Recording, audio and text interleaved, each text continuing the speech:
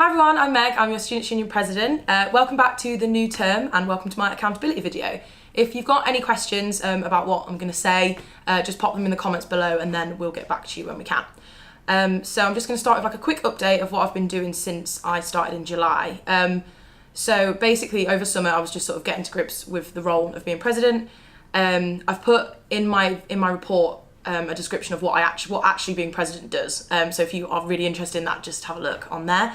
So yeah, over summer we went on summer residential training, which basically myself and the other VPs, we basically got together and went to Bradford. It rained the entire time. It literally wasn't a summer residential at all. And we just sort of learned about the Students' Union and what we're going to do this year, and we set our priorities for the year, both with the organisation as a whole and also our personal objectives. So I'm just going to move on to my objectives. So for those of you that don't know, each year the president and the VPs have 3 objectives that they have to work on for the year, and mine are getting lectures recorded, improving sexual and sanitary health for students, and renovating the spaces that the SU has. So I'll just talk about lecture capture. Basically last year, for those of you that don't really know much about my role, I was Vice President Education last year and I focused on getting lectures recorded in my year then. And we got lecture capture up by like 50%, which is really good considering where it was when I started. So I'm just wanting to improve the amount that it's used, spread awareness on it and stuff like that. So far this year I've managed to get an agreement with the university to put a policy in place so any academic that uses lecture capture is protected in terms of performance monitoring and stuff like that, so hopefully more academics will use lecture capture. And the next step I've achieved is actually getting the university to agree to help me write it, so I'm now working on getting that written. Other plans that I have for lecture capture are passing the policy, obviously academic board, to get it completely solidified. And I also want to launch a pilot across courses. So any courses that score particularly low in the NSS, I'll be asking them if they want to take part in a pilot to use lecture capture and to see if it will work for them and improve their scores. And I also want to launch an awareness campaign around lecture capture, so produce materials to tell students what it is, what it does and how it can help them. And yeah, so it's quite a big project for this year, so it probably will take me for the rest of the year, but that is what I have in place for that. For the sexual and sanitary health objective, this consists of like quite a few different bits. So I'm wanting to get free sanitary products for students, having sanitary disposal bins in the male toilets, get pregnancy testing kits on campus, free condoms, and STI testing kits like chlamydia and gonorrhea, and also have HIV testing on campus as well. So far I've managed to get free sanitary products, so Bodyform have agreed to give us free sanitary pads and stuff, so they can be found in the SU office on the city campus, and they'll be coming to Henley soon after that. So that part's already complete. Next I'm going to be working with the equality and diversity team to get the sanitary disposal bins put in the male toilets, and then from there I will just be working to get STI testing and stuff like that. We already have, with the Students' Union through our advice service, pregnancy testing kits and free condoms, but not many people know about them, so I will just be promoting that throughout the year. So yeah, again, another quite big objective, so that should take me around a year to complete.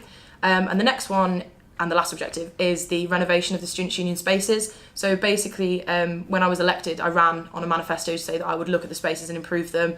My plan was to renovate the bars, the living rooms, and put a new SU bar menu in. So far, what I've managed to complete is running a check of the SU spaces to check that they actually need renovation, which they do.